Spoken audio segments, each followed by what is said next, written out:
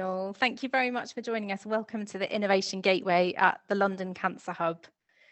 A very quick housekeeping before we start. We just ask everyone to remain on mute, and we very much welcome questions. So feel free to put these into the chat throughout the conversations, and we will have a panel discussion at the end.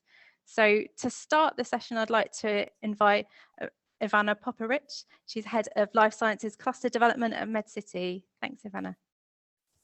Thank you, Chiara.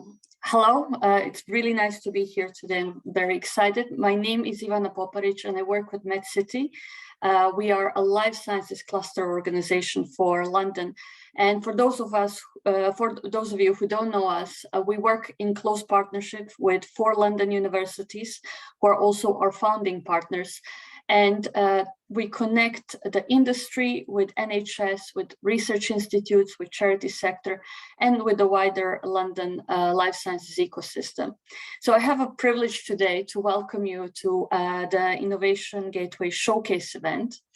And some of you already know about Innovation Gateway and about the collaboration between Institutes for Cancer Research and London Borough of Sutton to develop the London Cancer Hub. So Innovation Gateway is part of that. And the vision for the hub is to create a world-leading district for cancer research and treatment.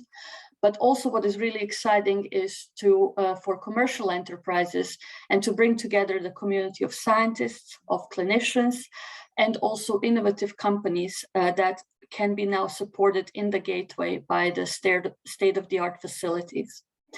MedCity's demand report last year has highlighted a huge need for the new R&D spaces in London, and we are very excited to see, for that reason, Innovation Gateway opening and also offering the space not just to the academic and research community, but also to that industry.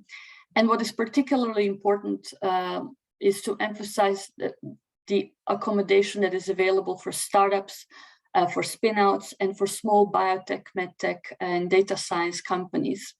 Our research in MedCity has shown that the main drivers that bring companies into London is the access to world-leading life sciences talent and collaboration. And Gateway really offers opportunities for the companies to collaborate with the scientists at ICR, but also to interact with each other and to drive forward the development for new treatments and technologies, particularly for cancer patients. So we are very excited to support today's launch event, and we look forward to working with a London Cancer Hub and Gateway community in future. Thank you, Chiara. Thank you so much for that introduction. So just to further introduce myself, I'm the head of the London Cancer Hub programme here at the London Borough of Sutton. And here at the council, we are securing that future investment to further expand the life science district here at the London Cancer Hub. So over the coming years, we will be delivering around 1.2 billion GVA to the UK economy each year and around 13,000 new jobs. So that puts Innovation Gateway in this context. It's a life science incubator workspace open now, and this is the first step in this major regeneration scheme.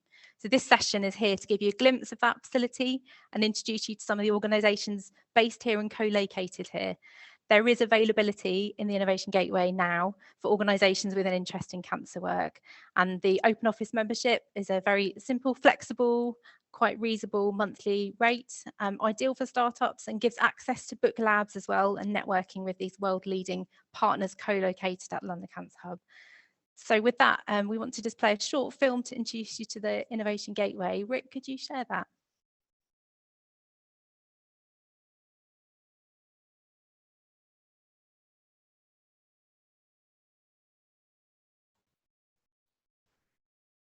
We'll send a link of this video out afterwards as well. I'll just talk over it because there should be sound to the film, but it's not coming through. So the film's going to give you a good idea of the setting of the Innovation Gateway, who's located nearby, so it's great to be part of and some of the tenants here that we have in the room. So Emily, I don't know if you wanted to jump in and talk about the film. Yes, I think I'm just introducing myself here and then talking about the access to places like the ICR and the Royal Marsden Hospital, who we work with closely, and I'll touch upon in my 5-minute talk. So yeah, really great office. This is me speaking from there. Whether it was a really nice space, lots of lights, very practical for having networking events and hosting people for meetings. We wanted to seek more interdependency, more self-sufficiency as our team grew, and we found this space at the Innovation Gateway. So I think this is me talking about how we transitioned from University College London to moving into an independent premises, and how ideal this space was, given the fact that it's at the interface of the Institute of Cancer Research and the Royal Marsden, who we already collaborate with. This is our CTO, Dr. Alaric Taylor, talking about things from a lab specification side, as to how the high quality kind of specification and fabrication of these labs, and how it meets every requirement you would expect from those conducting wet lab research. So this is some of our guys enjoying a little break outside here, just outside our lab as well. So the weather's good like this, it's a really nice place to be. Hospital and collaborations at the ICR that just mean this is the absolute perfect ecosystem for a company like us to go from proof of principle up to full prototype and actually working in the wards. I've worked in many laboratories during my research career, whether it be in big pharma, but also in universities, and I have to say, the specification and build quality of the laboratories here at the Innovation Gateway is of the highest standard, and we're extremely impressed, and it was one of our key motivating factors to getting a place here. This facility, it's got the ideal sort of working spaces for teams to get together outside of the lab to work out what the critical features are that when we go into the lab to actually make it. It's a brilliant place for us to meet with people, and we bring in our collaborators and our sponsors, for example, here, and you couldn't ask for sort of more direct access for discussions and keeping it focused on the work that's actually happening in our lab and where it's going to end up at the hospitals just across the road. Moving to the London Cancer Hub, we are really excited to work alongside fellow collaborators and innovators who will be moving into this space, working towards a common goal of improving cancer care within the UK and globally. When you are working remotely from home, it's really difficult sometimes to get the dynamics within the business. And I think that actually by coming together and working in an office, it's one of the office spaces, and this is my co-founder and colleague, Chris. in many other ways as well. Thanks, everyone. I think hopefully some of us, or most of us, could hear the sound in the background there, and we'll share that after the event as well. So I'm very pleased to introduce Professor Paul Workman next, who's a former Chief Executive and President of the ICR. Thank you, Chiara, for the introduction. I'll just share my screen. If you could just let me know. I'm getting a message that says host disabled participant screen sharing.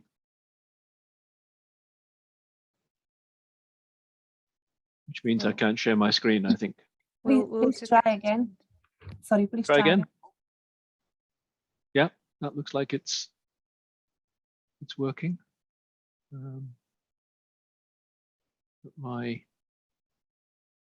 Forgive me, it was all set up, but my slide deck seems to have disappeared, so let's pull that up. Bear with me. So you should be able to see my slide now, is that correct? Yes, that's great. That's Thanks, very Paul. good news, thank you. And now I'm just going to make sure that my pointer works. You see the red pointer? Yes. Yep, okay, great. Well, thank you Chiara, for the introduction. Thanks on behalf of ICR and the London Borough of Sutton, partners in the London Cancer Hub and the Innovation Gateway for joining this event.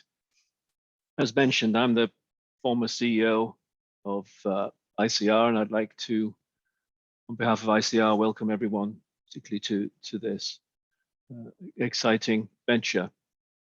I thought it would be useful to have a slide about myself.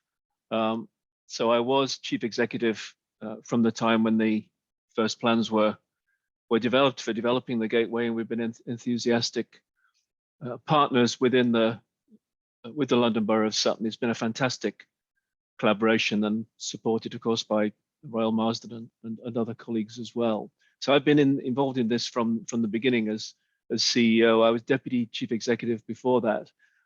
And prior to that, I'm a drug discoverer. That's what the science that I do. And so I led the CRUK Cancer Therapeutics Unit, which is the drug discovery engine of the ICR for nearly 20 years prior to taking over as CEO. Before that, for 4 years, I was running the biology of cancer drug discovery at AstraZeneca. That was my pharma experience. I previously held leadership positions at 2 of the other big major institutions in the UK, the Beatson Labs in Glasgow and the MRC Oncology Unit in Cambridge. I did a sabbatical at Stanford, where I also joined a large SRI International, an SME involved in many translational innovations. I have myself been a scientific co-founder of 2 startup companies, Chroma Therapeutics and Pyramid Pharma. Pyramid Pharma was acquired by Roche for a 9x exit, as it's described. So that was a very successful spin-out company that I was a co-founder of. And in fact, I've been a serial entrepreneur and advisor to multiple biotechnology companies and investors. Since stepping down as chief executive, I remain very committed to this project. I'm an advisor on the project, and in fact, I'm a participant in many of the activities. And I'd also like to say on behalf of our new CEO, Christian Halin, who's a fantastic recruit from Sloan Kettering in New York, he himself is also a scientific entrepreneur, and he's very supportive of the London Cancer Hub and the Gateway. So to tell you really something about the role of ICR and what we do, our capabilities and our enthusiasm and interest in working with you on this, with you all on this project. I'm just checking my timer here.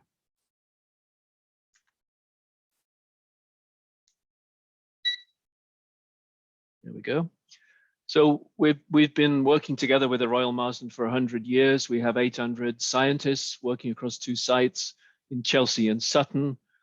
The work of the ICR and the Marsden spans very basic fundamental biology, making breakthroughs in how cancer is caused, and covering all the way through to the different tumor types, both common cancers and the rarer cancers. Our unique partnership with the Marsden allows us to go from bench to bedside and back, so-called reverse translation. And by that means by very close geographic co-location, including at Sutton, and through very close ties and research collaborations, we can achieve unique national and global impact. In fact, together we're rated in the top 4 cancer centers in the world for our quality of our research and its impact on cancer patients.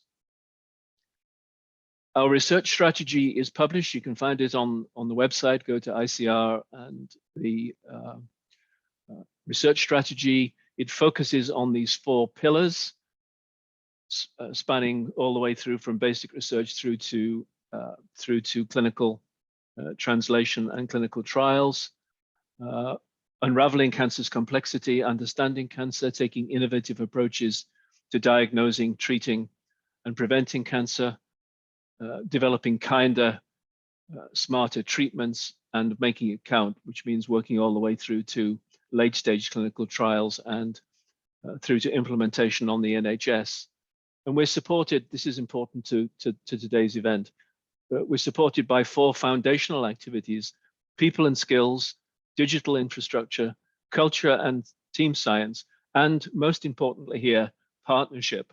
And that partnership includes not only academic and clinical NHS collaborations, but very, very much commercial collaboration. This is part of our research strategy and vision. It's not something that's nice to have, it's something we fundamentally believe as part of our mission.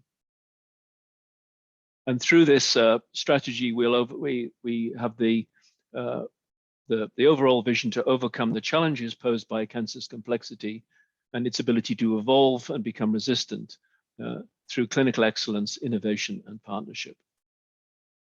So just to give you some ideas of the history of the contributions that ICR has made over the years, and as I'll show you, we continue to make. So we were in fact the first organization to suggest the link between smoking and lung cancer. And then in the 1960s, we provided the first conclusive evidence that the cause of cancer is damage to the DNA, for example, by carcinogens in tobacco smoke.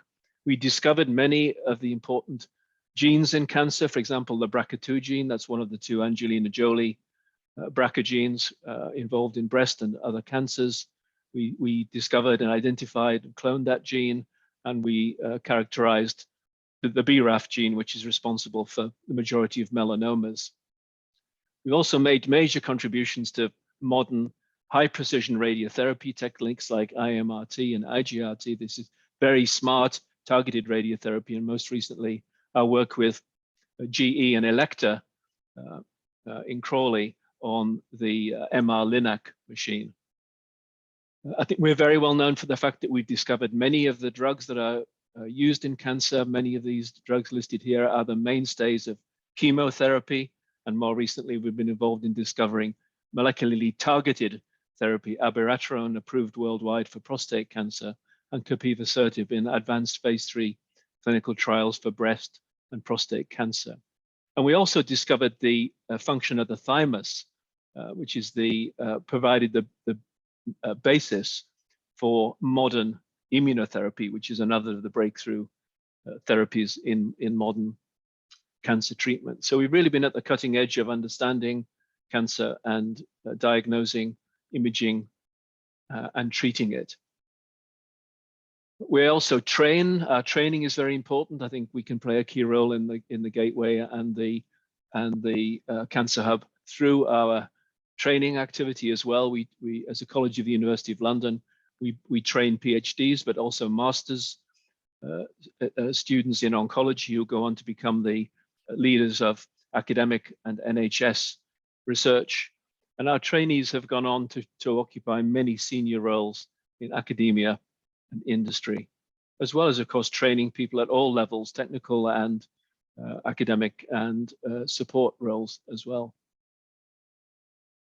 Very recently, to show that this isn't all ancient history, very recently, the UK government carried out its periodic evaluation of research quality and impact across all higher education institutions, universities in the UK.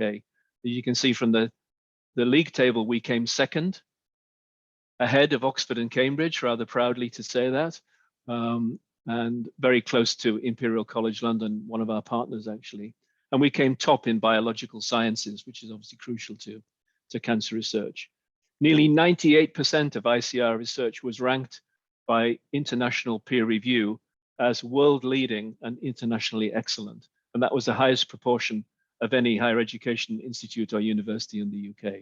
So that's our ranking by academic standards. But of course, this is much more important, not just the academic discoveries, but the practical impact for cancer patients and indeed the commercial benefits that arise from that. So you can see you'll be provided with the slide deck here. So I'm not going to take you through these very recent breakthroughs, but they include, for example, liquid biopsies to detect and characterize cancer without doing a biopsy, but just by looking at the blood and sequencing the genes in the blood. 3D structures, which provide the targets for cancer treatment. The use of AI to characterize the way cancers develop and evolve to become resistant to treatment and how to overcome that. Recreating cancer processes in the test tube. A new class of drugs just recently discovered that also exploit the BRCA gene defect that I mentioned before. And as you'll hear later, AI generated images to help guide radiotherapy. So a wide range of contributions across basic and translational cancer research. You'll hear from my colleagues later more about our contributions to diagnostics, to imaging, to AI, and to early detection. So I thought I would concentrate a little bit more on something ICR and the Marsden is very famous for, which is its success in drug discovery and development. And this is what we call our 2010-1 slide. Since 2005, we've discovered 20 drug candidates in our academic labs at the ICR in Sutton. We've progressed 10 of these into clinical trials, all but one in the Royal Marsden.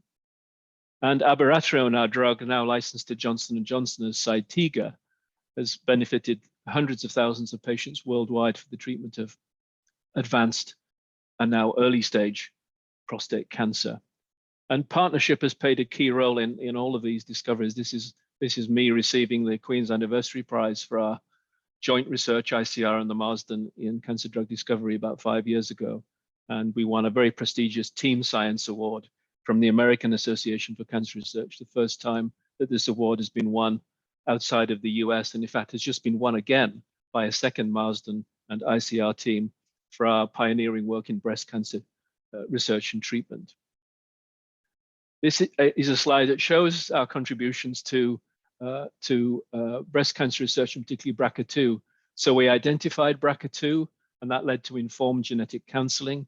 We then went on to show that cancer cells with BRCA mutations respond very, very strongly to these new class of drugs called PARP inhibitors, now with AstraZeneca. With the Royal Marsden, we showed that these drugs work very effectively in patients with ovarian, breast, and prostate cancer that have the BRCA gene abnormalities. So we're going from diagnostic and counseling activities through to drug discovery and then implementation on the NHS. Women with advanced triple-negative breast cancer not only benefit from PARP inhibitors, but also by another drug that was discovered a little bit longer, further back, called carboplatin, very widely used in cancer treatment. So those are the BRCA2 related discoveries, but there's a wealth of commercial partnerships, more than 100 partnerships. You can see some of the logos here, from small specialized biotechs through to big pharma.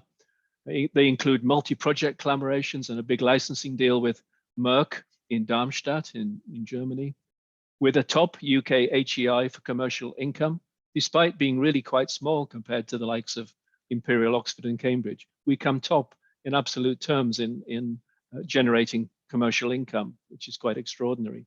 We're rated by this EU measure as the world's best research institution for industry collaboration. We're in the top 10 in the world for the proportion of our publications that are cited in patents, which is a measure of innovation.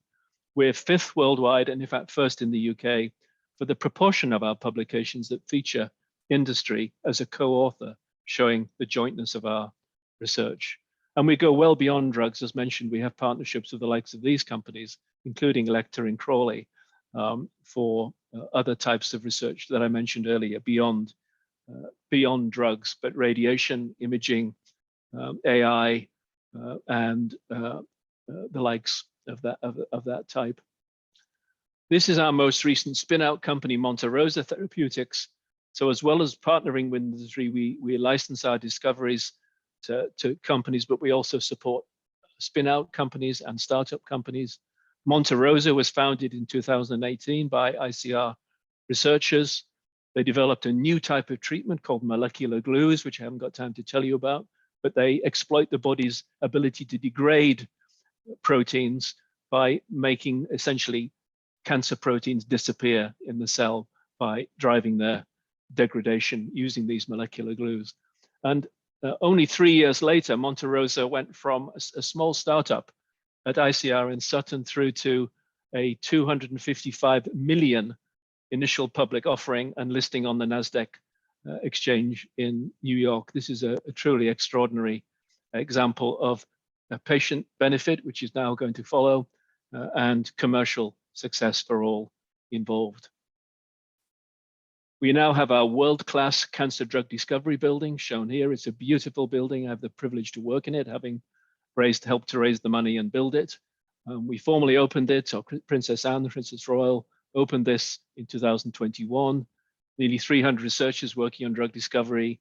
It's a fantastic 70 million building.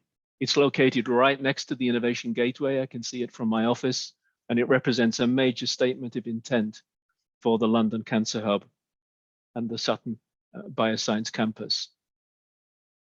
I think you've heard, I won't go through this because you've heard from my colleagues about what the Gateway is all about, but it's to support innovative spin-outs and startups. It's part of the London Cancer Hub with this large amount of space available for this exciting activity. And it provides shared office space hot desking facilities, breakout rooms, kitchen facilities, and so on, and proximity to both the Institute of Cancer Research, sharing our laboratories and our expertise, geographic co-location. And this is my next to last slide. So just to say, these are the types of activities that we can offer if you want to come and join us. A wide range of activities that I won't go through, but are listed here. So we remain excited about this. We'd love to have new partners come and join us on the Sutton campus. And thank you for coming, joining, and for listening to my presentation. Thank you.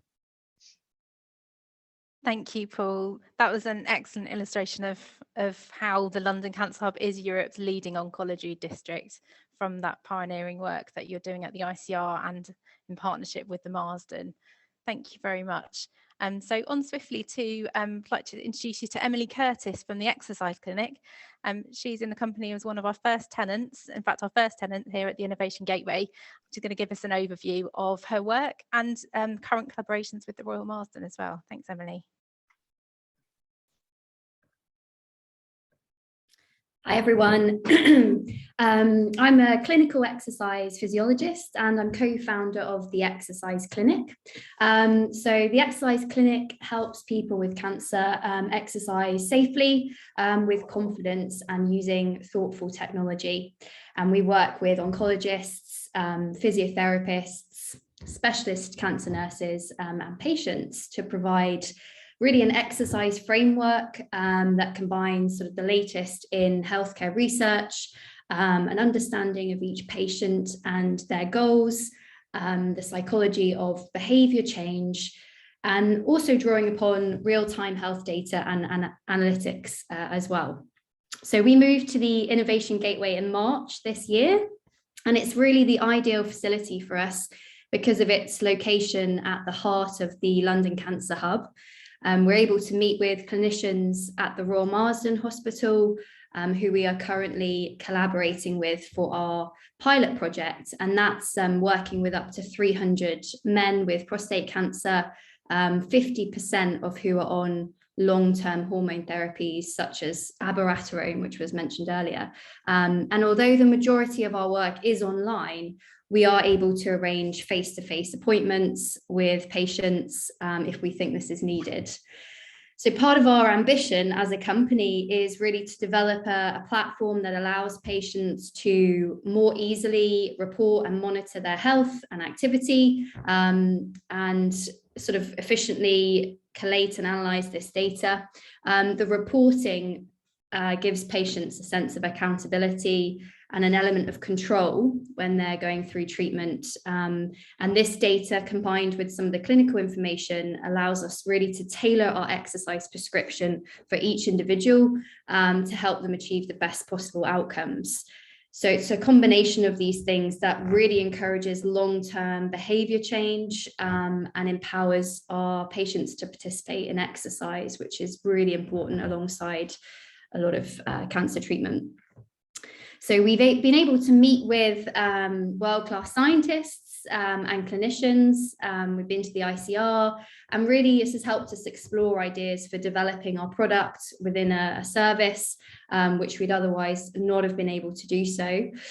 And we hope that through some of these collaborations, we may be able to understand how participation in long-term exercise really affects patient outcomes, tolerance to treatment, survival, and whether simple health and activity data can indicate whether patients do or do not need further investigation, blood tests, scans, for example.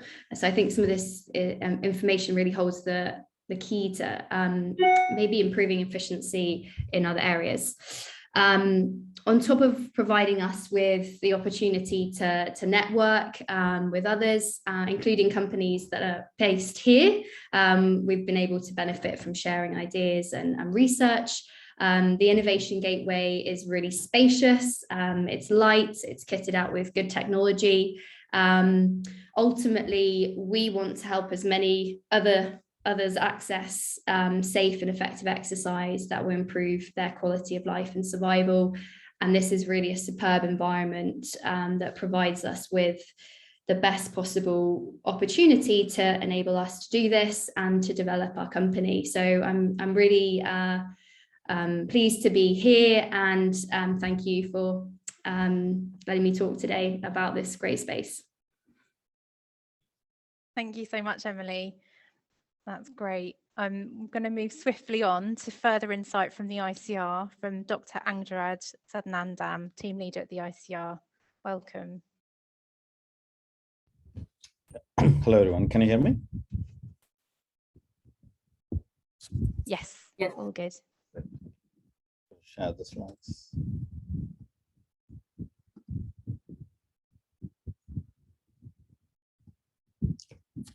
Okay. Hello, everyone. So it's a great opportunity to speak and share my experience working with the ICR related to innovation and entrepreneurship. I'm going to share some of the commercial, some of the biomarkers that we have developed, and potentially we are trying to commercialize this. So I'm currently team leader and also recently initiated the Center for Global Oncology and director for that. So my lab mainly works in stratified and precision medicine. I'm going to take you through some of these slides where what we do in our lab. So as you all know, cancer survival varies from one cancer to the other. I have highlighted the cancer types that we work at the ICR, and you can notice at the bottom the pancreatic cancer, which is the least survival cancer type, and actually only 7% survival rate for 5 years. So why this variation is because conventionally all the patients, for example, colorectal or pancreatic cancer, all the patients are considered the same and same diagnosis and same treatment, even though we have currently the information that their genetics varies as well as their response to the treatment varies. Given this information, it's quite important that we follow so-called personalized medicine. And personalized medicine in simple way means matching patients to therapies. How could we do that? We could do this in multiple different ways. However, one other way to do that is matching our DNA, which is studying the DNA's genomics. With that genomics information, we can divide the patients or categorize them into different groups, as schematically shown here. For example, the left top corner, you can see patients who probably have only benign cancer, no treatment needed. In that case, we really need to categorize them and not treat them. At the same time, at the right bottom corner, you can see there are patients who probably need intensified therapy because they have a poor survival. And in that case, combination therapies are probably needed. Others probably require different types of therapies. So for this purpose, we need so-called the biomarkers, because we cannot use the entire DNA. We need to identify a subset of them, which are their presence or absence. For example, genes indicate response to therapy. For example, from this pool of patients with different colors, the presence of the or expression of the gene X in the pink patients potentially would inform that they require a particular target therapy. One example is colorectal cancer, where RAS is a gene, and the normal RAS without any changes, so-called the mutation, would lead to selection of patients for anti-EGFR therapy, which is one of the standard of care currently available for colorectal cancer patients. However, still RAS clinical biomarker is not enough, because only 40% of the patients respond. In the UK, for example, 11,000 patients are eligible, but 60% do not respond. And this would lead to toxicity, and additional biomarkers are needed to identify those who respond and treat the rest of the 60% with the different therapies. Obviously, as I mentioned, the toxicity is one of the problems when mistreatment happens. So the goal of my lab is stratified and precision medicine, where we study the heterogeneity in the colorectal, pancreatic, and gastric cancer patients. And as I mentioned earlier, our interest from the lab side or the bench side is to categorize using artificial intelligence and genomics into groups and develop diagnostic tests so that we can take it to the clinic. How do we do this? Big data is essential for this. And we collect several thousands of patient samples, both DNA from or RNA from the tissues as well as the blood samples. And we develop our own artificial intelligence, both machine learning and deep learning, to categorize the patients into groups. Later, we match these patients to existing or new novel therapies, as shown here, which I will take in a bit more details in the next slide. However, it doesn't stop there. We also require tests which can be easily usable in the clinic, and that's what's going to be translated into the clinic. And we also develop clinical biomarker tests and software which provides report for the patient-based treatment.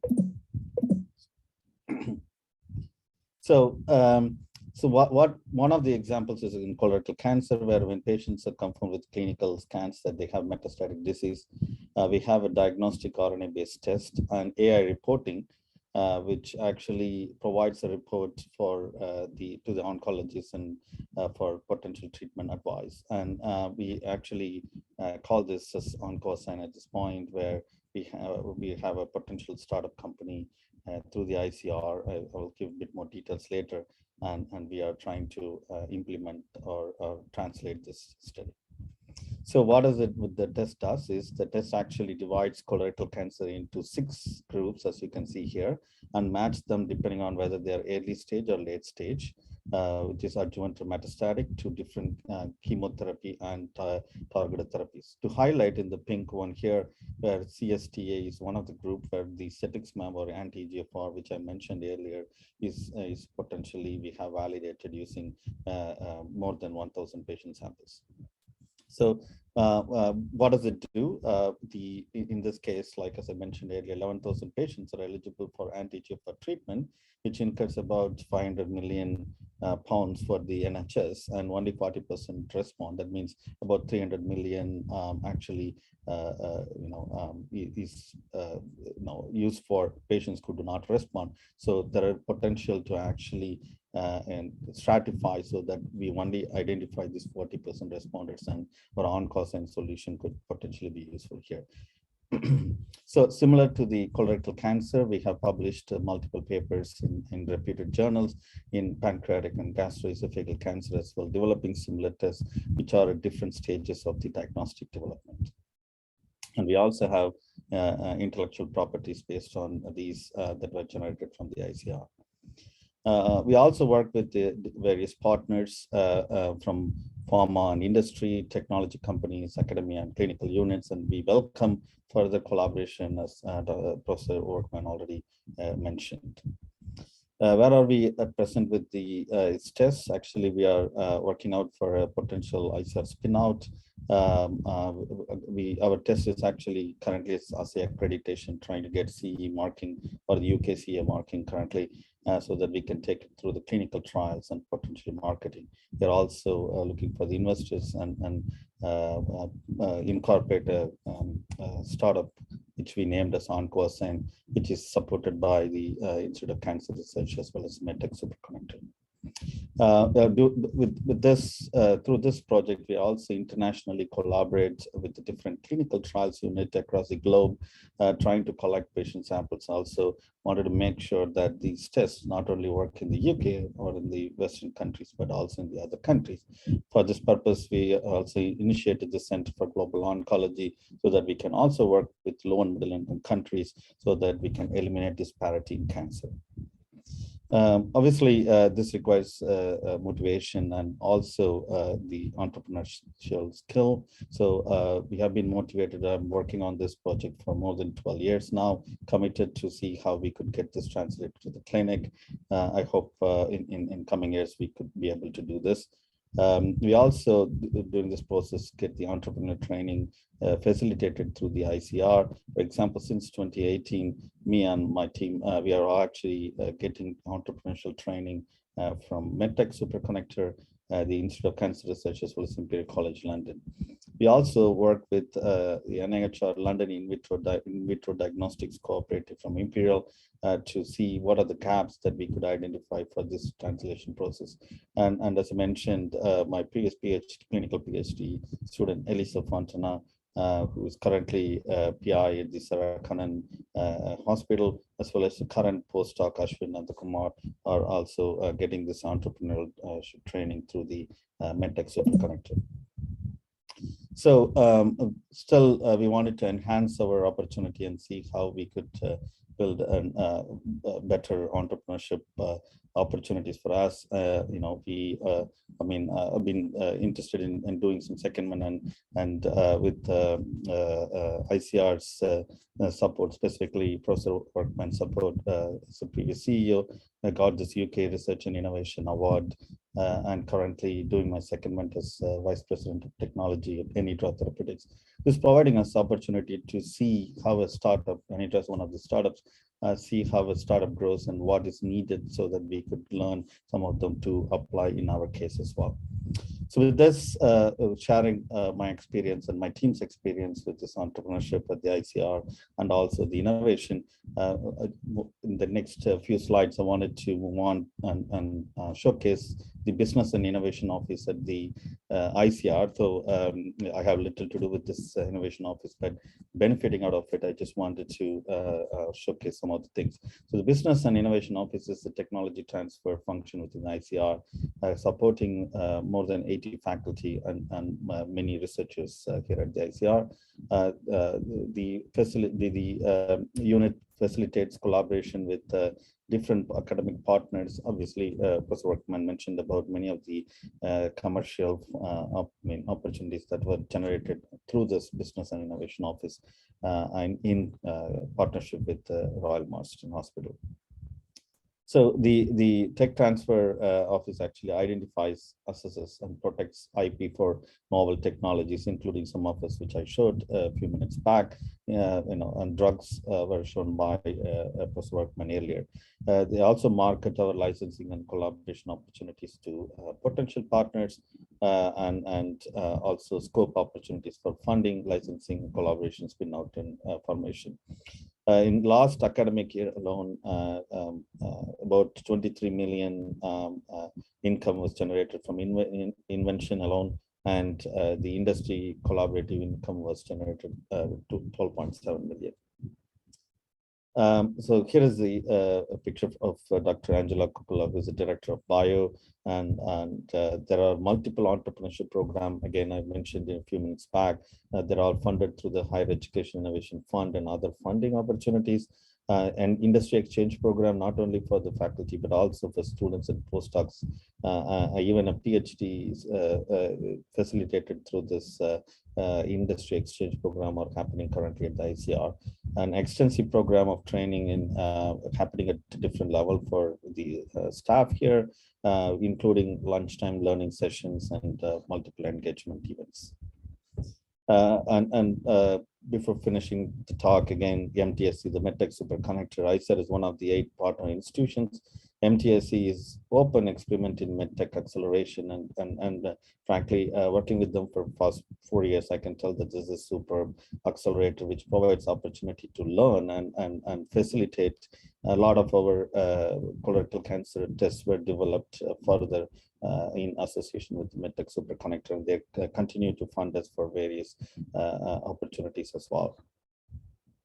And ICR also facilitates mentorship, advice, and connections through ICR entrepreneurs and residents. Currently, there are 3 entrepreneurs who are listed here, and again, I also assist with them, and they are fantastic and provide one-to-one meetings with us to identify what are the gaps that we could fill to further facilitate the commercialization process. Again, I finished with this last slide again, regarding the innovation gateway, which already was, the intro was provided. And again, I reiterate that this is a great opportunity for companies, and we are also looking forward to be part of this soon. Thank you.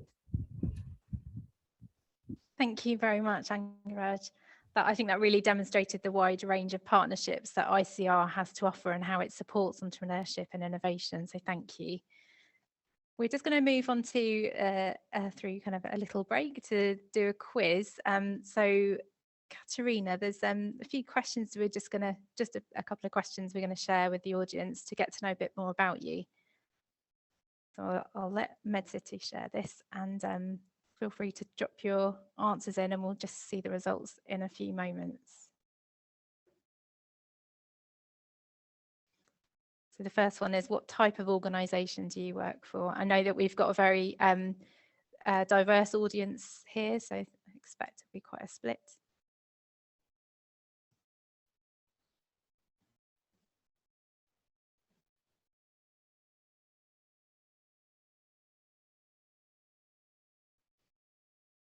Good numbers voted. Last chance to get your vote in.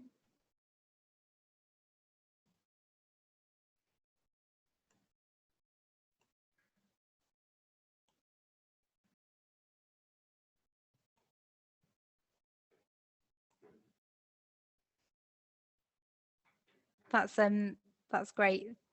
Thanks to all those who voted. That gives us an interesting answer. There's a lot of organisations or individuals in this room which don't feel that they fit in any of those categories. We're just going to share the results and move on to the next one.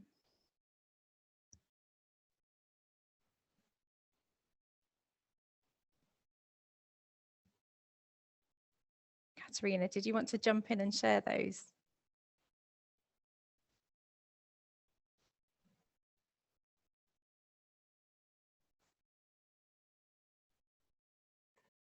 I think there's 3 questions in total. Could you say the answers to the first question first? I can only see the poll. I'm not sure the audience can see the answers. Yes, we can see. Yeah, we can. Great. Oh, well, that's brilliant. Great. Thank you.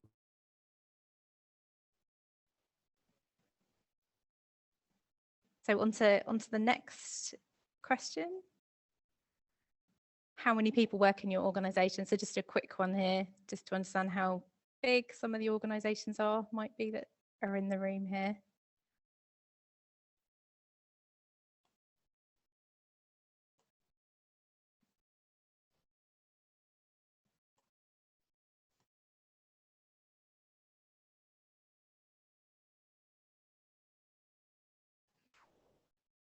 That's great. Thanks very much. So we've got a few organisations that are very large in the room here, and a few individuals. And the third question, if you could move on.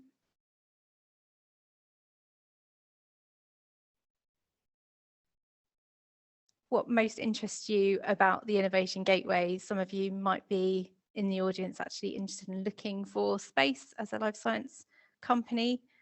Others might have other interests.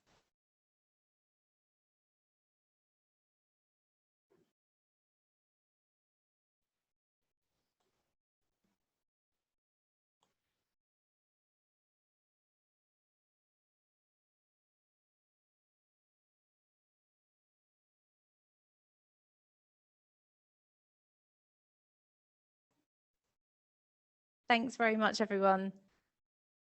I think we got some interesting data, so we can get to know you better. So let's move on to our next presentation. Thanks for sharing that, Katerina. I'd like to introduce Dr. Richard Lee from the Royal Marsden. He's going to introduce us to the context of early detection, key trends in AI and blood marker research. Richard. Just close the poll. Hopefully everyone can see my screen clearly. So I'm Dr. Richard Lee. I'm one of the respiratory consultants, one of the physicians at Royal Marsden. So hopefully I can start off by giving you a bit of a clinical perspective of some of the exciting things that you've been hearing. I'll do my best to keep to 15 minutes, Christina, to make sure you get your fair share as well. I think we're running a few minutes late, so I'll be faster if I can. Just to highlight, I have some other roles that might come out in this presentation. So I'm a chest physician and champion for early diagnosis at the Royal Marsden. And I work jointly with the ICR as part of the Biomedical Research Centre.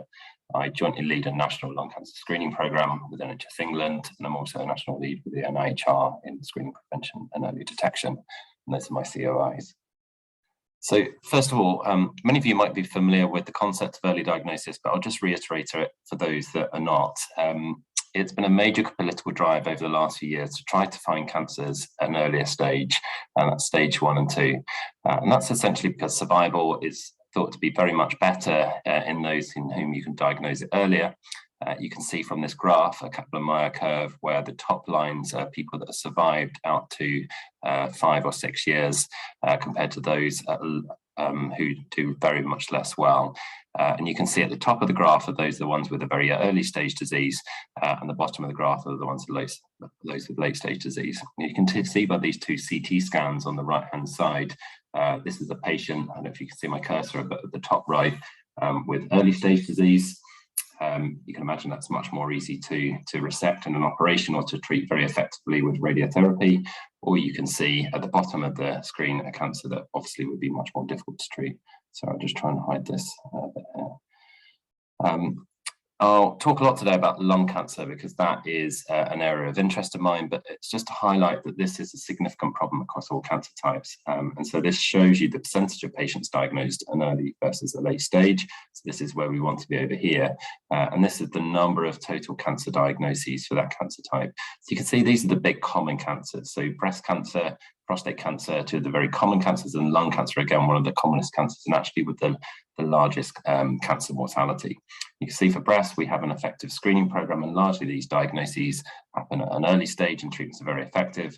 For lung cancer, it often presents late, where outcomes are often less good. These are the cancers over on this side of the graph, particularly those where we have a lot of them, that we're trying to push it out over here. NHS England and the government have announced that by 2028, they want to diagnose 3/4 of all cancers at an early stage, so we can really improve the outcomes for many more patients. At the moment, on average, we're about 50% of cancers, and in some cancers such as lung, pancreas, esophageal cancer, you can see that's very much worse. So just in terms of why that happens, so if you look at death certificate data, very few patients have stage 1 and 2 disease, so I'm not sure what's popping up over there. And then in emergency presentations, the same. If you manage to present with symptoms to a GP, you're getting towards that 30, 40, 50% on average. But what we really need to do to shift the needle is also think about, are there screening programs that we can achieve where patients essentially are picked up even before they develop symptoms. To achieve this and to show the Royal Marsden's commitment to early diagnosis, and with the ICR, we formed a joint centre between the 2 institutions that's been pump primed with charity funding from the Royal Marsden. And you can see the team here where we have a director trio that's based upon myself for the Marsden part, Professor Ros Eales, who's the geneticist, oncogenetics expert at the ICR, Professor Stan Kay, who represents the Cancer Alliance, which is a union of a number of hospitals around the Royal Marsden focused on the treatment of cancer, and some of our evolving PhD fellows and support staff that are coming through. And I'll share these slides later, but you can see we have a number of focuses that cross into imaging research, and biomarker development. So really just sort of highlight the need, particularly exemplified here by lung cancer, but valid for many cancers. We do a lot of manual patient identification historically, and that's quite onerous. And so we're really focused on developing automated and digital pathways. There's a lot of imaging-based AI going on, which I'll talk about. Also, Christina Massieu will progress on talking about afterwards. And there's a huge potential value in this data and in the research that we can achieve within our patient population. So we're developing clinical infrastructure in the form of data warehousing and new digital health records to support that. So starting with some of the things we've done locally, we've developed trial protocols that essentially enable us to access with appropriate permissions this imaging data or biospecimens. This takes time, and so we put some of these studies in place that we can be more dynamic now that we have the centre infrastructure. This focuses on retrospective extraction of large number of scans from our hospital, but also the partners that we work with across London and nationally. We've set up prospective studies to collect blood specimens so we can really understand how do those things change as the patient progresses through the hospital. And we're also looking at screening studies to see what the different contexts in which this might work. So really first now to talk about lung cancer screening, as a really exciting concept that's coming to the UK. The US set out some research data a number of years ago that suggested that this was an effective way to reduce lung cancer deaths. That's been backed by a further large study in Europe and a number of others that have proven that. And NHS England and the NHS in the UK have been one of the first really big sort of national initiatives to drive this on a much larger scale. So this is the programme that I co-lead at NHS England. You can see there's a number of sites across the UK where these pilots have started up. So places linked to the Royal Marsden have included Hillingdon, Hammersmith and Fulham. There have been a number of other research studies across the country that have then led to these bigger number of centres that's now doubled in size as we go into this financial year. And the future aim for this is national rollout. There's a consultation by Public Health England to see can we achieve a new targeted lung health check programme or lung cancer screening programme for those with a high risk of lung cancer. I think one of the nice things about this programme is spread across the country. You know, the Marsden has an opportunity to lead initiatives like this. We're very closely linked into national politics and health policy. So my work, for example, with NHS England, I'm not the only one that does that. Many of us interact on a national scale. And you can see that these dots then overlap with this map of deprivation, which I think is another great opportunity to see how we can take the research out to the areas which need it. This highlights the impact of that clinical programme. It is still very much expanding, and these numbers will continue to increase very rapidly now that we're off the ground. 100,000 patients have attended a lung health check. So that's a scanner in a supermarket car park in most cases. And after a risk calculation about whether there was a potential need to do a scan that patient, we've already scanned about 70,000 patients over the last couple of years, bearing in mind we've obviously faced a respiratory pandemic in the middle of that. We've diagnosed now about 800 lung cancers, and you can see down here the percentage that are early stage. So stage 1, the majority at 60%, and stage 2, 14%. So that's matching what we'd seen in research, and you can see approximating or exceeding the 75% target, and compared to the original diagnosis, original early diagnosis percentage of about 30%. So everybody's very excited about this programme. So linking back into the commercial opportunities here, obviously, when you have a big program like this, then some of the research initiatives that I talked about earlier, they get really exciting when you can scale them up to this size. And so in partnership with Oxford and a number of other universities, we were part of the DART Consortium, which is a £10 million Innovate UK, CR UK backed grant. For those who are not familiar with this, Innovate UK is often focused on commercial opportunities for grants.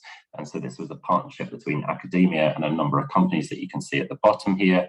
Optellum is the imaging AI software. Roche have provided blood biomarker and histopathology biomarker development, and a number of other partners are involved. So you can see by deriving these national initiatives, we can bring some really exciting research and commercial research opportunities on the national scale. Optellum, the imaging AI company that we work with in that initiative, we're also part of another consortium, again, partnered nationally, looking at those similar kind of early lung cancers or indeterminate specks on the scan that may not be cancer but needs clinical decision making, and then trying to look at that in another context outside of screening. Similar research is possible on the chest x-rays, and we're partnered with a company called Cure in an SBRI backed bid, and so that's another funding scheme worth looking at on the commercial side. And then that will look at trying to triage x-rays faster. Bearing in mind, if you imagine as we try to increase the number of scans that we're doing in this area, the bandwidth to report on these scans is obviously going to be quite limited, as we can't get enough staff through the system quick enough to report on them.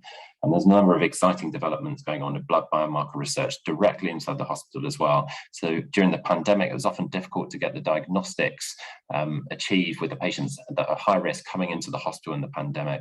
So we developed ways of doing a blood test to see in those patients whether we could find signs of cancer as a kind of a front test before we were doing any of the biopsy procedures. And between this kind of study and some of the things we're developing in screening, I think we're going to see a really rapid development of exciting developments in blood biomarker research. You would have heard of similar things such as Grail and Galeri and the Summit study that will help to push that forwards.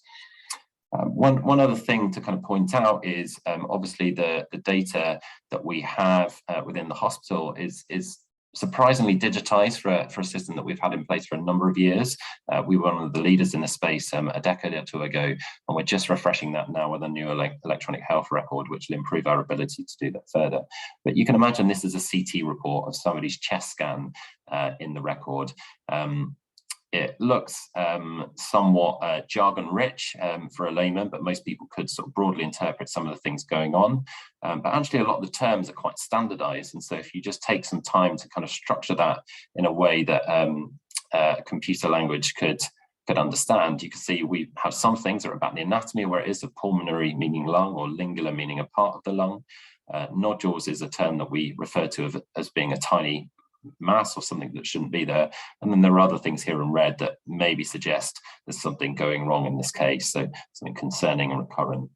And then by essentially going through every CT scan in the hospital, we were able to train an algorithm to essentially sort of read which of these things might want further attention, but also by doing this can tell us more about the number of patients we've got in the hospital that have findings that might be worth looking at for early detection initiatives. It's quite a simple based thing. It's largely SQL based. This is at this point not using any advanced machine learning or AI techniques. And so it's quite easy to transfer that across to other settings as well. The other thing to note is that we can then describe these populations of sort of thousands of patients, and we've published this for anyone that wants to read more, to understand which cancer types are in the background, how much resource these patients require to support them in terms of number of scans and how frequently these are done. Of course, the other thing to recognize is that we are dynamic as an institution. So when the pandemic hit, our working practices changed. A number of us were tasked to go and help set up the Nightingale Hospital. And obviously research as we knew it changed very rapidly.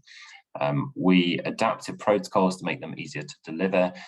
We have developed new areas of research so that when things like pandemics happen and it confuses what might be a cancer treatment toxicity or a COVID infection, then we're developing our AI abilities to be able to move into those areas too. So I think that's just to highlight the dynamic approach that we can take to different situations because of the way we work. The other thing to point out is that we are very much in the media with many of our developments. As Professor Workman pointed out, the quality of the research at ICR is very much cutting edge and world leading. And so therefore, when discoveries are made, the major media outlets are obviously very keen to hear about them, and we do get quite a lot of coverage from that. Just to point out, we have a number of things going on outside of lung cancer. This is one of the recent grants, or two of the recent grants by two of our investigators around the liquid biopsy blood test approach, and to use MRI scanners in patients at high risk of cancer to try to find cancers in those that really have a very high risk of getting cancer. And again, those are sort of commercially focused grants with the SBRI. So hopefully I'm getting towards the end of my presentation, and the one thing I wanted to point out, we've got a number of articles that you might want to read and go away and find out more, so we could discuss if anyone wanted to reach out to collaborate in this space. But I thought this is a nice review article by one of my fellows that talks broadly about where AI might support early cancer detection. We're working across AI and blood biomarker research as well. So I'd like to thank you all very much for listening, and of course to recognise the support of the team in developing this data and the infrastructure that we have around us. Thank you very much for listening. Thank you very much. That's really fascinating to see the national reach of the Marsden in combination with seeing that growing importance of AI and digitisation. I wonder if there might be any questions on that in the panel we move on to shortly to talk about, I suppose that increasing impact is so clear from your presentation, so thank you. So next we move smoothly on to Dr. Christina Messier at the Royal Marsden also. She's just going to introduce us into a new reality for imaging and data science before we move on to the panel discussion. Thanks, Christina. Thank you very much, Chiara. I trust you can hear me okay. Yes, that's great. Good, thank you. Hello, everyone. So what I'm going to do is introduce you to a couple of ongoing industry partnerships that we have at the moment, but perhaps more importantly, what I'm going to do is at the end to introduce a new call to arms and an area of research where we are now actively looking for new collaborations. But before I do that, let me give you a very high-level overview of our learning healthcare system for imaging and data science. Now, this whole programme of work always starts with ensuring that we are asking the right clinical questions and identifying areas of real unmet need for patients with cancer. And I would argue that we're in a strong position to do that because we can leverage the expertise of world-class cancer scientists in the ICR and global leading clinical researchers from the Royal Marsden. And I also have to highlight that our patient and public contributors are standing with us shoulder to shoulder in developing our strategies and prioritising those research questions. This is also a group of people, I have to say, that understand the NHS and understand the cancer research landscape, not only in the UK, but globally. Once we've identified the questions and the challenges that we want to take on, we then have to ask if we've got the right data. And sometimes that does require prospective clinical trials, but increasingly we are turning towards our own 20 years plus of legacy data.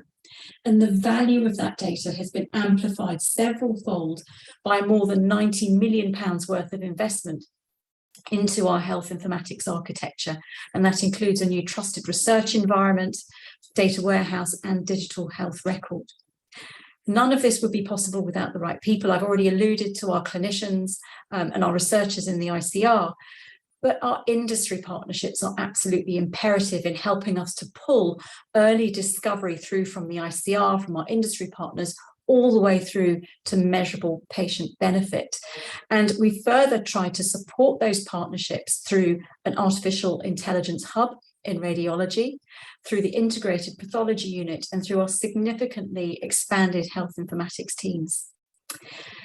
Our research teams are also very experienced in running these trials. But I also have to say we have a very extensive network of collaborators in the UK and beyond.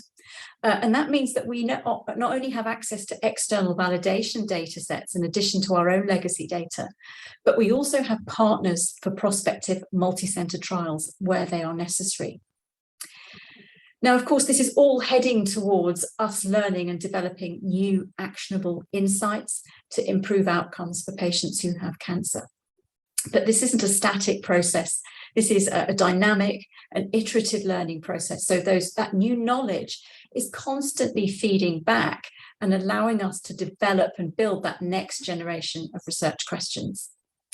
So let me now show you that learning healthcare system in action. And what I want to demonstrate now is how we've identified really important challenges for patients with cancer, and then how we have built a research strategy around those challenges. So this is an area of interest for me. This is imaging patients who have myeloma. And I think it's probably not commonly appreciated that myeloma is the commonest cancer that starts in the bones. And what you can see from this diagram here is that it's a cancer that starts in the central soft bone marrow, but which eventually grows large enough to destroy the outer hard bone cortex. So unfortunately, patients with myeloma can have multiple fractures, and it can be a highly morbid and debilitating cancer. Now, worldwide, the commonest imaging used to detect myeloma are simple X-rays. But the problem with X-rays is that they only look at that hard outer bone. So this X-ray of a patient here, this patient will be told that they don't have myeloma. But if this same patient happens to be referred to a different hospital that is able to offer more sophisticated imaging that actually targets the bone marrow where the cancer starts, the truth for this patient is that they have more myeloma lesions than we can even count. They do have myeloma, they do need treatment, but we only know that if patients have access to the right imaging. And because myeloma is a cancer that can affect the whole body, we image the whole body, and this is whole body diffusion weighted MRI, which is a technique that we have pioneered over the past 10 years. And actually the evidence that this imaging not only improves survival for patients, but quality of life is now so compelling that our own National Institute for Clinical Excellence has recommended that every patient in the UK with suspected myeloma should have whole body MRI because it achieves an earlier diagnosis. And Richard's already talked to us about the importance of early diagnosis. But with that knowledge, I will also tell you that the gut-wrenching truth is that only a quarter of our patients have access to this technology that will improve their survival. I'm sure you can imagine that the reasons for that are multifactorial, but there are two main reasons. We don't have enough MRI scanners. Some of you might be aware that countries like France have more than twice as many MRI scanners per million of the population. Germany, more than 4 times as many scanners. We don't have enough radiologists like myself to interpret the scans, which are comprised of actually more than 1,000 images. And radiology in the NHS is a workforce in crisis. We are understaffed by 1/3, and 1/3 of my NHS colleagues are reporting burnout. So with this knowledge, we have taken on the challenge to erode these barriers so that patients have access to life-saving early diagnostics. So we don't have enough MRI scanners. So how about we try and make the scans faster? So traditionally, whole body diffusion weighted MRI takes about half an hour on an MRI scanner. Our scientists in the ICR have developed, trained and patented an algorithm that will bring down that 30-minute scan time down to 5 minutes with no loss of image quality. But training an algorithm, patenting and doing the early clinical studies is one challenge, but producing software to commercial standards is another challenge entirely. And so for that reason, the ICR, together with the Royal Marsden, has formed a joint venture, Cellascan with Soprasteria. So I'm really excited to say that we're now commercializing that rapid acquisition MRI technology, which will not only save patients with myeloma, but patients with many other cancer types who rely on MRI. The second challenge was a lack of radiologists. Again, our scientists at the ICR have stepped up to the challenge, and using an AI-assisted program of work, this pipeline actually produces a set of automated analysis, and it does the time-consuming and laborious tasks for the radiologist. It doesn't replace them, it just performs the time-consuming tasks. And we end up with an output that looks like this, where the disease sites are automatically flagged and measured. And this software is now CE marked with our partners, Mint Medical, who are a Heidelberg spin-out. And we're actually just about to open a multi-center UK trial to assess the real-world impact of using this technology, not only on patients, but on NHS workflow. So that's what we're doing now. And I want to move on to talk about a newer area for us and a new call to arms. And I'm going to start where we should always start, with a patient. This is a fictional patient, but let's just try and imagine what he's going through. So he's a patient sitting in a radiology waiting room. He's waiting for his scan. He's felt a mass in his abdomen. He knows it's cancer. He's pretty sure it's cancer. His GP has felt the mass too, but he doesn't know what sort of cancer it's going to be. He doesn't know if it's spread, and he has no idea what the future might hold for him or his young family. So let's now look at what might happen to him on a conventional pathway. He would start off by having a CT scan, and we identify that there is indeed a mass and it's isolated, it hasn't spread. But in order for us to understand what sort of treatment he may need, he has to come back for an image-guided biopsy. And we sample a small part of what we know is quite a large tumour. But that histology comes back and tells us that he has a grade 1 sarcoma. So it's actually quite a low-grade tumour and it hasn't spread. So he has surgery. But it's a big tumour, so it's major surgery. He's been in the very best of hands. He recovers and he's discharged home. But he then has to come back to us for surveillance CT scans. And unfortunately, at only 3 weeks, his cancer has spread. He has metastases in his lungs and his liver. So somewhere along this pipeline, we have failed this patient. And it doesn't even make sense. A grade 1 sarcoma should not have metastasized so soon. Had we known this tumour was going to behave in such an aggressive way, this is not the treatment that we would have recommended. So what should we be doing, and what are we beginning to do to change this? Because this is not an uncommon occurrence. Well, in radiology, which is my own specialty, we are undergoing major transformation and revolution, because we now don't just see our scans as pictures, we see them as data, and we're turning them into data. And that is giving us new insight into the biological behavior of cancers from images. So let me give you an example of how we can now do that. What you see here is a traditional, just a very standard MRI scan, and this is a large sarcoma that you see here, this big white blob. We can now perform much, much more sophisticated MRI scans, and they generate huge data sets. So what our scientists have done is used a machine learning pipeline to post-process all of that data for us so that we can start to see this cancer with a completely new perspective. And if I tell you now that red represents the most aggressive high-grade parts of this cancer, I think you can imagine that if you only saw the grayscale image and used that to take a sample of the tissue, you could inadvertently sample a low-grade part of this tumour. Now that we've got new insight into the cancer, what we do is we use robotic assisted biopsy techniques. Now that means we can use these habitat maps, which is what we call these, to target the most aggressive parts of the cancer. And the other advantage of the robotic assisted technique is that this allows us to have unprecedented pixel precision biopsy. And this is a process that we call smart biopsy and is something that is in routine use at the Marsden now for a number of our patients. So that imaging now enables us to characterize this tumor with much greater accuracy. This isn't a grade 1 tumor, it's a grade 3 tumor. Not only do we use it to characterize the tumor, but we can assess whether treatment is working. Because we know this is a grade 3 tumor, we recommend chemotherapy and radiotherapy. We need to intensify treatment for this patient. You'll see that the standard imaging on this top row shows that the tumor hasn't shrunk. But if you look at these color-coded habitat maps, you'll see that the red aggressive areas are fading away. So we're confident that this tumor is responding, and he can then go on and have surgery. So we have intensified treatment because we know this is an aggressive tumor, and we have now given this patient his very best chance of cure. However, we now understand that radiology imaging is actually just a very small piece of the puzzle.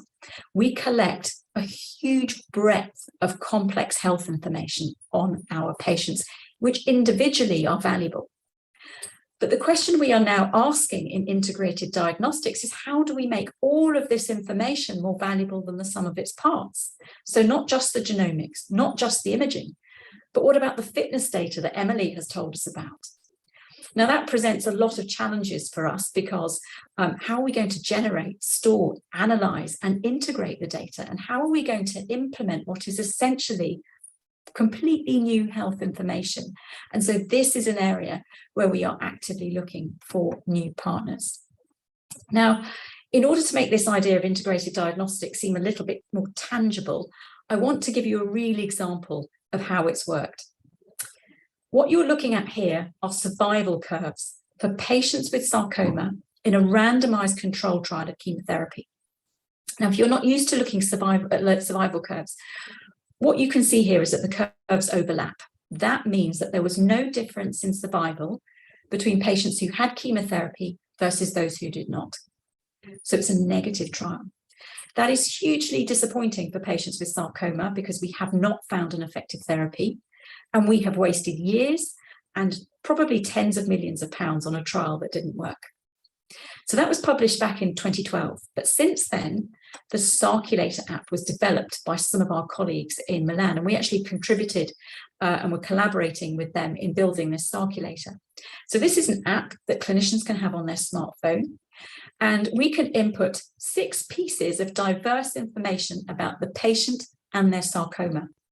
And it allows us to stratify risk. And it actually tells us what the patient's chances of survival are. So this Circulator app was applied to the data from that original trial and gave us completely new insights. It showed us that the patients who were high risk, this bottom red line, according to the app, did not do very well in terms of survival. But if you treated that high risk group with chemotherapy, it lifted the survival curve. So that's the dotted red line. So in fact, that trial wasn't negative. There is a subgroup of patients who benefit from chemotherapy, but we only know that by bringing 6 pieces of information together. So this is integrated diagnostics. And our ambition is to make integrated diagnostics a reality for all patients and for multiple decision-making processes when we're treating patients with cancer. because we don't want to over-treat patients who don't need it, and we don't want to be under-treating patients who have more aggressive cancers. So this is, I think, a really exciting proposition. So I'm going to end there, and I will thank you very much for your time. And I also have to acknowledge just a few of the team leaders who have contributed to some of the work and ideas that I have shown you. Thank you. Thank you very much, Christina. The commercial collaborations for better patient outcomes are really clear. And I think with the Innovation Gateway, we very much look forward to future collaborations with organisations that are based in the Innovation Gateway. Thank you, that's great. So next we're going to be moving on to our ending panel discussion. So I'd like to welcome all the speakers that are still available back, and we'll open the floor to questions. First of all, I'm just going to also introduce Dr. Jugal Sutar, who is leading Vicinta, who's also one of our new tenants at the Innovation Gateway. He's a co-founder of Vicinta and featured in the film at the start. So can I start by asking you a question? I'd love to know a bit more about Vicinta's work and your plans over the coming year at the Innovation Gateway. Sure, thank you. Firstly, it's a great opportunity to be able to talk to everyone here. It's such a really well-attended event, so thank you, everybody. I would say Vicinta's activities are actually complementary and parallel to the really good talk delivered by Professor Sadanandam earlier today. They were looking at sort of using genomics to guide personalized drug selection.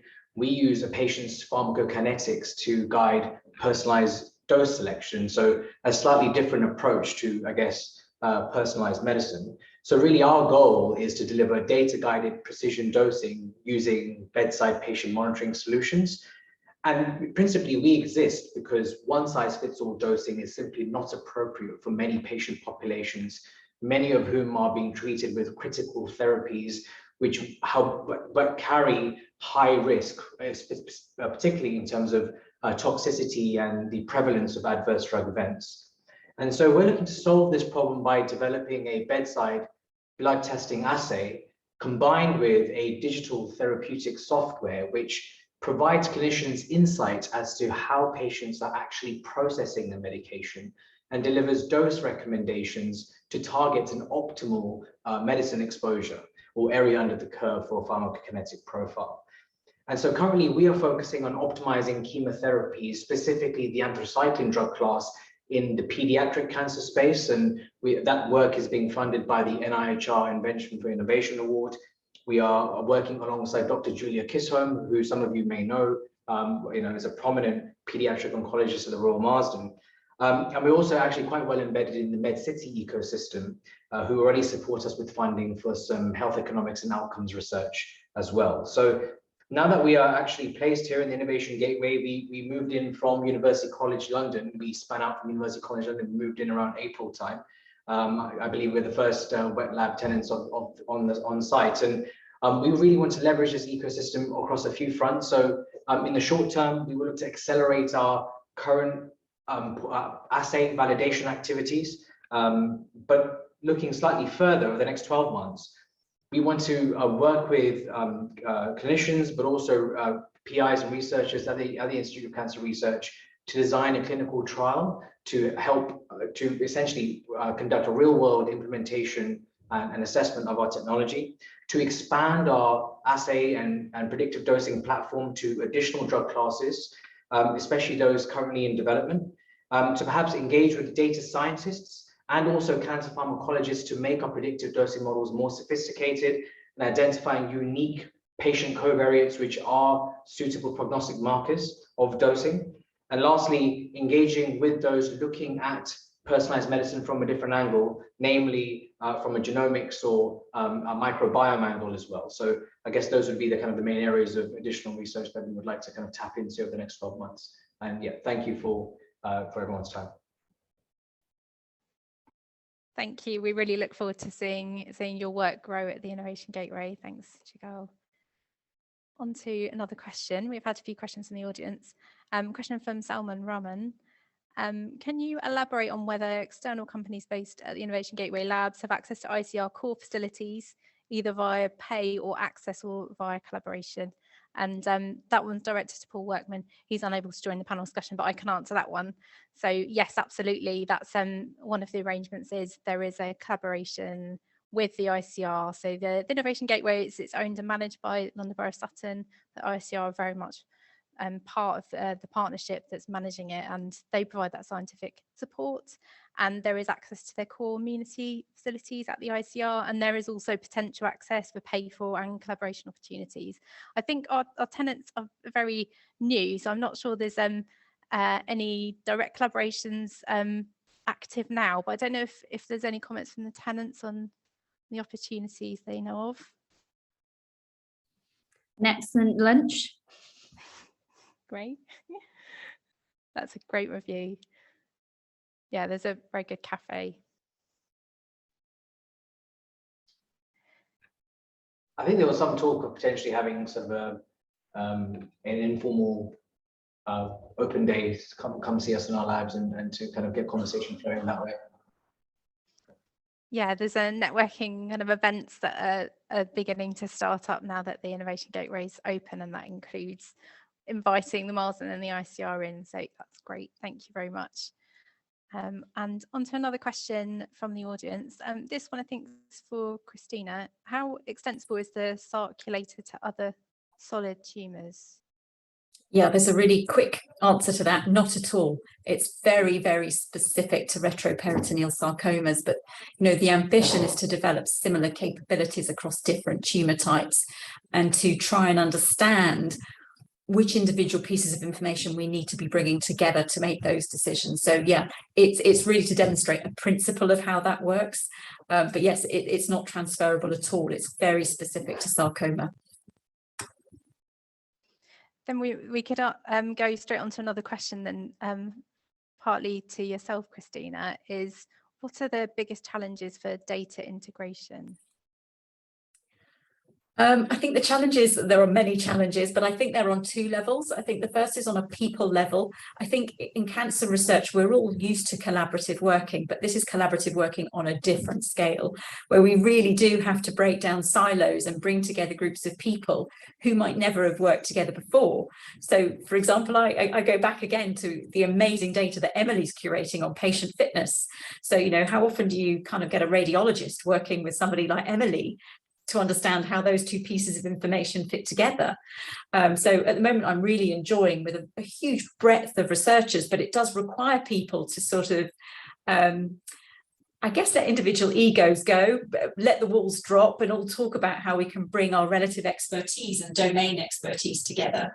So that's the people challenge, but it's also a pleasure. And then there's the data challenge, right? So the physical act of bringing that data together is not straightforward.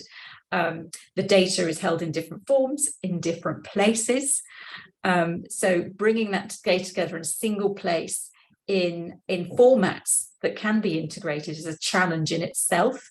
But I would say that the investment that we've made already in the warehouse and the trusted research environment is bringing us very close to having an environment in which we can do that in a much more straightforward way. So I think we are in the strongest position that we have ever been to start working together on those solutions. Do any of the other speakers want to come in on that topic at all? More than welcome to move on to the next question. We've got a range. So there's a question from David in the audience. What's the range of companies that you'll be considering accessing the space? So yeah, I think it's broad. It's going to be it's open to any companies who have got an interest in cancer work. So you don't currently have to be working in oncology or cancer in any particular form, but you have an interest in that. And it could be biotech, pharma companies, medtech. But as presentations from speakers here have alluded to, it's obviously a multidisciplinary challenge, and the software data companies, innovative tech, or other creative companies, we're most certainly interested in collaborating with, and you being able to utilise the space and the networking opportunity here. So thanks for the question. There's another question from, I think, from the same audience member. If you don't mind me coming back to you, Christina, do you see the question there from David? will biopsy become redundant in the long run with advancements of the imaging? I think it's a very timely question, actually. I mean, I could have planted that question, but I haven't, I promise you. So we've actually just had an article published, or actually accepted for publication in Frontiers, and the title is Virtual Biopsy, How Close Are We? And I think that's absolutely the question that we should be asking. I think in the next 10 years, no, we're not going to make biopsy redundant. But I think we are going to diminish the need for biopsies. I think patients will be having fewer biopsies because don't forget, some of our patients have multiple biopsies over a period of time to look for change, to look and try and assess how different sites of disease might be behaving differently from one another. And yes, I do think that that is something that imaging will be able to do. So I think in the next 5 years, we will be diminishing the number of biopsies that we need. I think completely replacing biopsy is very ambitious, and I think we would be looking way into the future to be doing that sort of thing. But it is a question that we should be asking, and we should be really ambitious about that. The one thing I would say is that definitely now we are using imaging to make sure we're sampling the right areas, because in many cancers we've got very strong evidence that the conventional means of biopsying tumours is doing patients a disservice. We are often underestimating the aggressiveness of patients' cancers and thereby recommending the wrong treatment.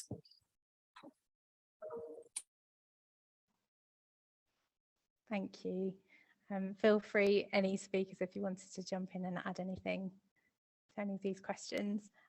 Thanks. I could add something in there. And I think Christine's right. It's quite an exciting area, and I've been involved with several projects where the investigators are saying, you know, with this, hopefully we can be one step closer to reducing or eliminating biopsies. I guess what we also need is the blood sort of liquid biopsy bit to catch up, because sometimes you need to sort of stratify the treatment with particular molecular findings, and so often the pathologists need a bit of detail to say, oh, this treatment or that treatment to the oncologists, or give the information for the oncologist to make that decision. And if we could get that from the blood test, that would also certainly help with that aspiration. Thank you. On to another question. This is a rather broad one. Richard, I hope you don't mind me asking you, but I can certainly add to the answer here. There's a question about what the role of the London Cancer Hub is in the future in improving cancer care nationally, and I suppose potentially internationally, but what's the role there? Because obviously the Royal Marsden's got a national impact. Yeah, I think there are two parts of that answer. I think the first I was going to kind of say anyway, that Christina and I we're approached by lots of companies. We work hard across academic consortiums, and often the hardest thing is sort of thinking what's the real opportunity. You know, we have some clinical problems that sort of bother us, and they're sometimes not totally refined. There are things that are happening in our practice, and we're trying to work out how to solve a particular problem. At the same time, sort of you guys that have brilliant technologies and commercially minded sort of insights, and it's trying to find that way to bridge that gap. And I think that's where centres like this, can be really helpful, trying to kind of bring the two communities together and sort of focus the dialogue towards things that you can actually put into a grant application or sort of work up into a successful business idea. In terms of the national piece, if you've got something good enough, it will go national. You start with a local pilot, and once everyone wants a piece of it, these things just explode. So with the lung cancer screening, it started as regional pilots, and then NHS England pick up on these things, and you go for a big programme grant, a multi-million-pound grant. Similar to Christina's work, if you look at some of the things she's talked about today, you can see how they started at the Marsden, and then through education and resourcing, you take them to other expert centres. So it's a great aspiration to hear people keen on that, and the first step, I think, is how do we improve the dialogue to learn what you guys understand, at the same time teach you the stuff that we're desperate to solve.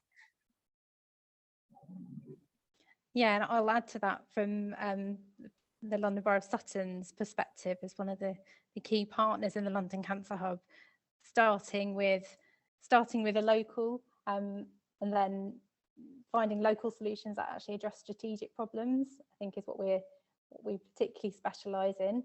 For example, thinking about improving transport solutions to this part of London.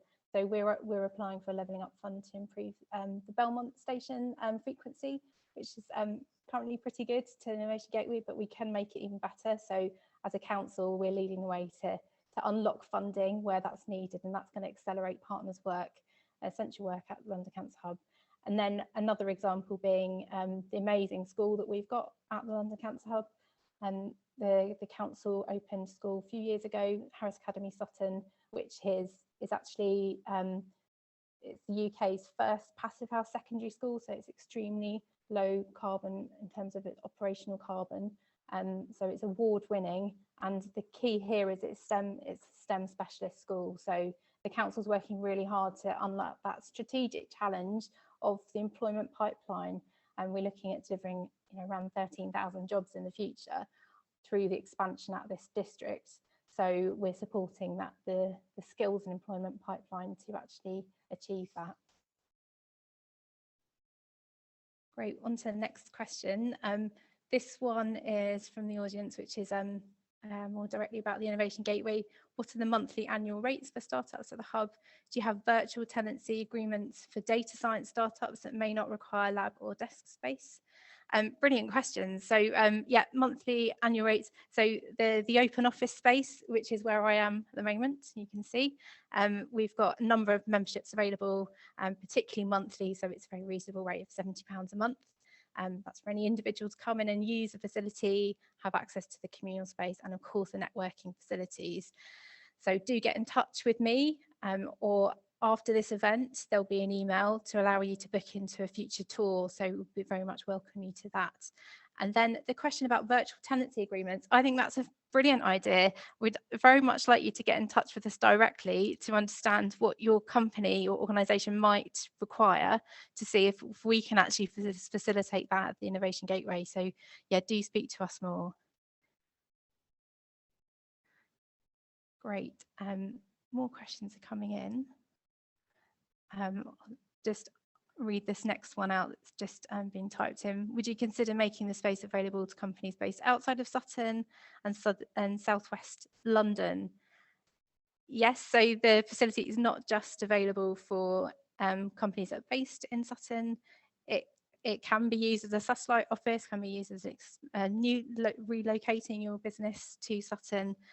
So do talk to us if you're interested, and we can see how the Innovation Gateway can work for you. And there's a few more questions there about paying. We can answer kind of more technical questions about what's available and the cost. Just get in touch. I'll make sure my email is provided afterwards, and also Andy Cars at the ICR, who co-manages it with us. There's another question here for Christina. Can you tell us about the state of imaging sciences in the diagnosis and clinical management of glioma?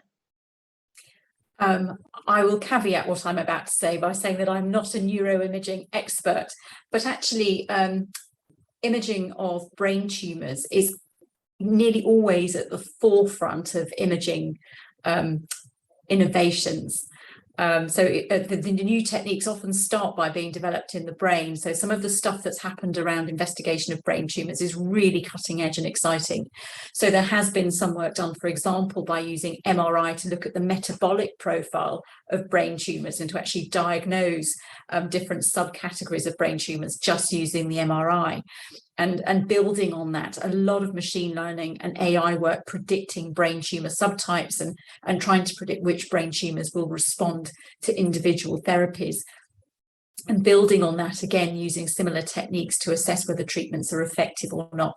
So I think a lot of the groundbreaking work in imaging often starts with neurosciences. But I would say that I'm not an expert, but it is definitely an area where there's a lot of activity. Thanks very much. I've just responded to a couple of people in the chat. So if there's any outstanding questions at the end, obviously you can come back to us as well. We've got another question here about locating at the London Cancer Hub generally, and I wonder if Jigal and Emily might have some thoughts on this. There's a question about what are the benefits of locating at the Innovation Gateway opposed to other life science or other innovation district locations elsewhere, say in the Golden Triangle, and what would you say the local benefits are for your businesses? I'll quickly go when looking at sort of wet lab space, sort of the typical places that tend to come up are Stevenage, Cambridge, Oxford. And so for us, it wasn't really feasible with most of our employees being London-based to have a facility like this within Greater London. I think was a real advantage. It's meant very minimal impact in terms of personal life, but also the affordability that's been offered by the London Borough of Sutton compared to, for example, competing spaces, for example, in White City, which has recently opened up as well.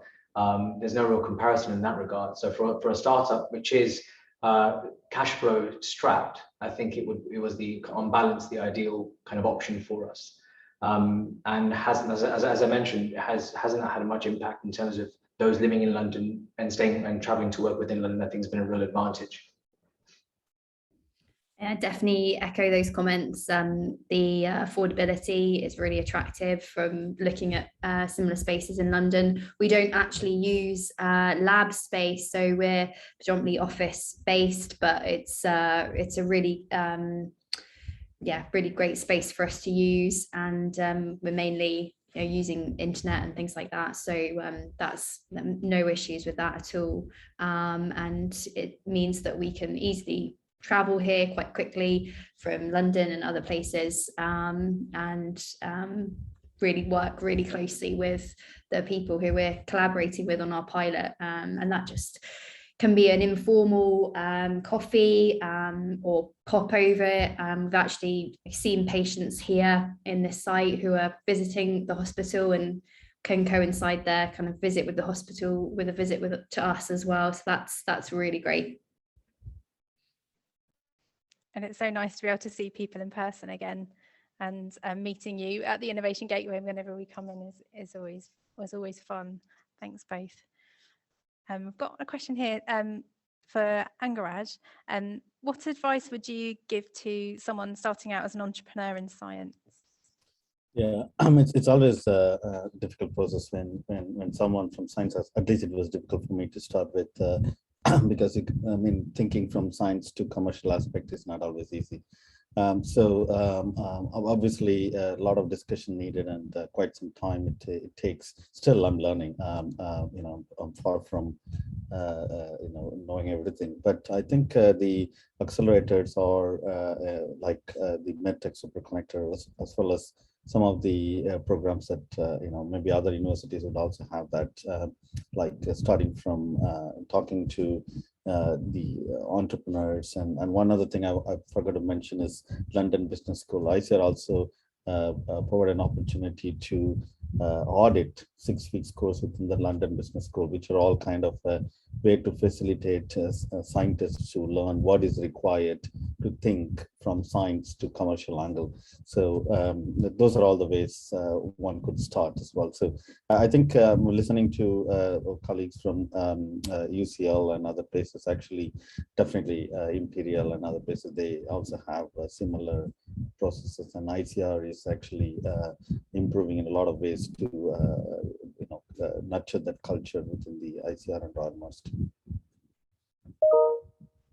Thank you. And I suppose to add to it, from what I know, the work that partners are doing to support the Innovation Gateway is the the networking and the scientific support, which ICR and we're working with Marsden on that as well. Well, those organisations are offering to companies that are moving into Innovation Gateway. There's a potential there for startups and small organisations, and for example, there are organisations that are moving into the Innovation Gateway which are very recently incorporated, been working as a sole trader, set up previously, and there is a support network as part of the offers of Innovation Gateway. Thank you very much, Anguraj. So if I can add one more thing. So actually ICR also, as a part of the Convergence Science Center, actually works with Imperial College. So there are also other opportunities that ICR, I think, working with Imperial College to get on for people associated with ICR. So that's actually growing number of activities for entrepreneurship within ICR. So I just thought I would add that as well. Thank you. Thanks so much. I don't know if there's any other comments on entrepreneurship. There might be some brilliant ideas from the centre and the exercise clinic, or from the Royal Marsden on that point. I'm sure you're all brilliant entrepreneurs. No, it was just it was actually just very similar to what Anguraj described, which is when you're coming from a technical background, so that transition to having some kind of entrepreneurial commercial knowledge doesn't come naturally sometimes, and so participation in accelerators. So, for example, we were lucky enough to be part of the KQ Labs Accelerator at the Crick Institute, the P4 Precision Medicine Accelerator at Idea London. And also Innovate UK Edge have the High Growth Advisory Program as well. And so I would, going through these accelerators and talking to experts and expanding the network that way was, I think, for us really, really helpful. And Chiara, what I would just add is that I think this is an experience that Richard and I have had, unfortunately, too many times, is that we get approached by solutions that are in quite late stage development with huge investment in terms of time, energy, and finance. And we genuinely sometimes scratch our heads to think about how that would be useful in real patient workflow and management and in the NHS. So I would say to everybody, even at the very early stages of development, if you have a vision about where you see this sitting in clinical practice, reach out early to make sure that it's actually going to work in clinical workflow and is addressing a relevant clinical question, because I think it is really, it's almost distressing, isn't it, Richard, to see how much effort some people have put into developing their solutions. And sometimes we can see that it's never going to work. And I think that's a terrible waste of talent. I don't know if you want to add anything to that, Richard. Yeah, I was just sort of thinking about how, how on sort of practical levels that could work. I've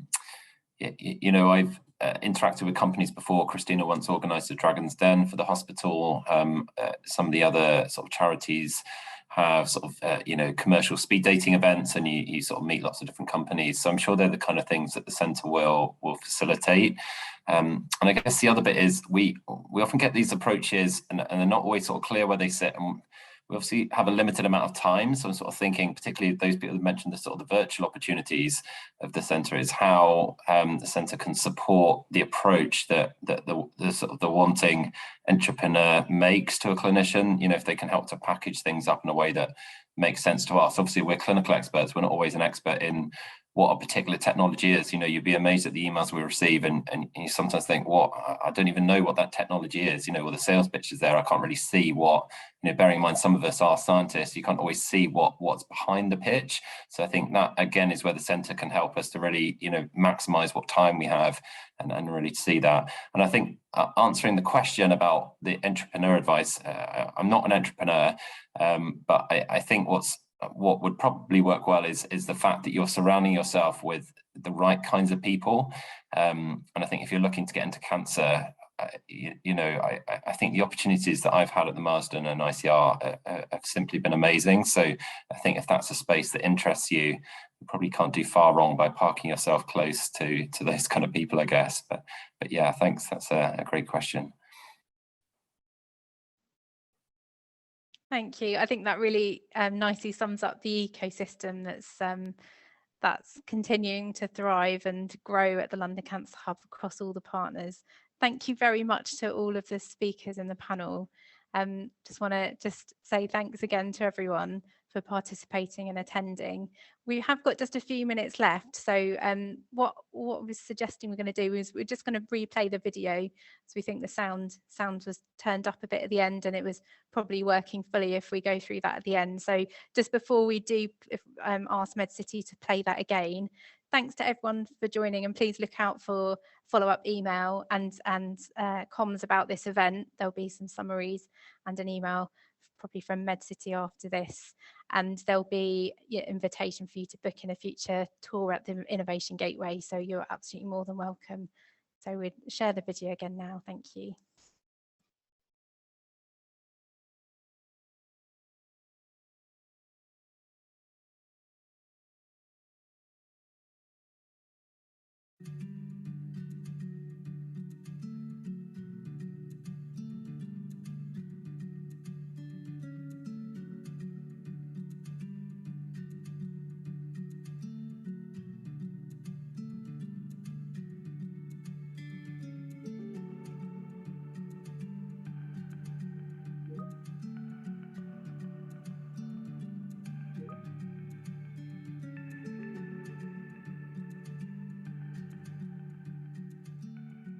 So it's great to be part of a new and up-and-coming space that is working with the Royal Marsden Hospital and the ICR and the Centre of Drug Development.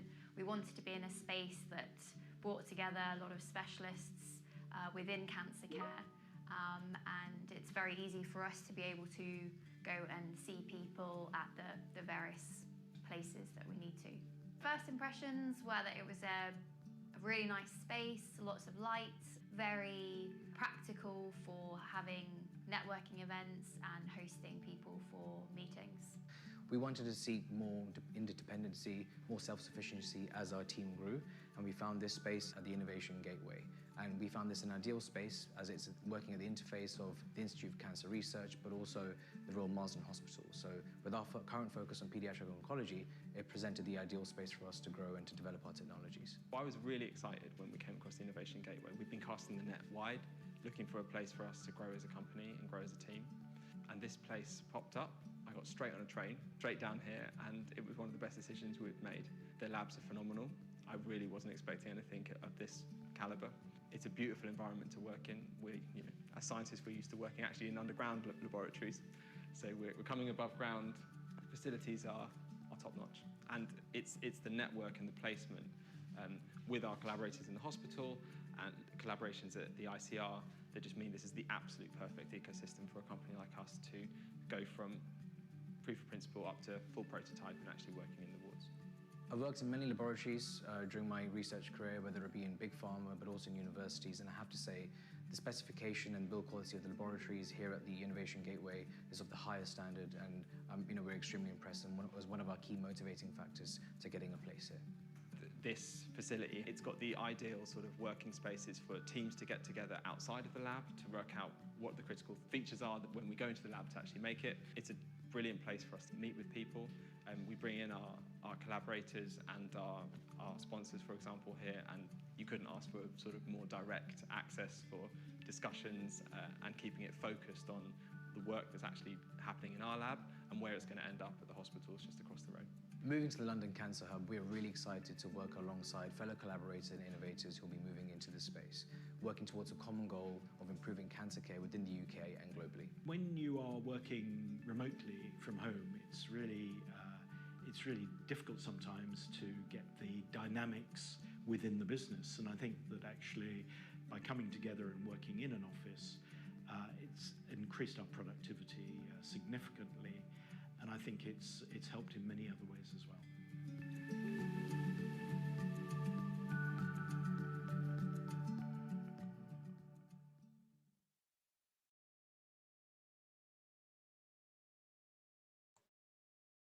Thank you to everyone for joining, and we hope to see some of you soon.